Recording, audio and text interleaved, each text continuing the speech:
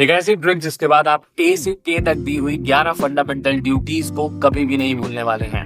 A for to abide by the constitution, B for Bapuji, Bapuji यानी कि national struggle of freedom. उसके बाद सी for country, country यानी कि इंडिया की यूनिटी, इंटेग्रिटी और सॉवरेनिटी। उसके बाद आ जाते हैं हम लोग D to defend that country. फिर आता है ई फॉर इक्वालिटी यानी कि to promote harmony and brotherhood among the citizen. उसके बाद आ जाता है एफ फॉर फोर्ट।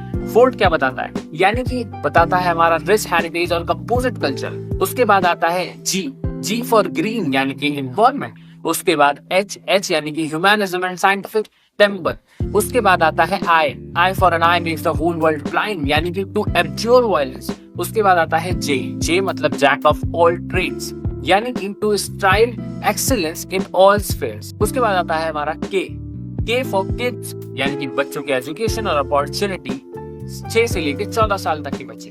तो आपको याद हो गई फंडामेंटल ड्यूटीज 11 की 11। अब आपको ये बताना है कमेंट सेक्शन में कि कौन सी कमेटी ने फंडामेंटल ड्यूटीज की रिकमेंडेशन दी है। Thank you so much.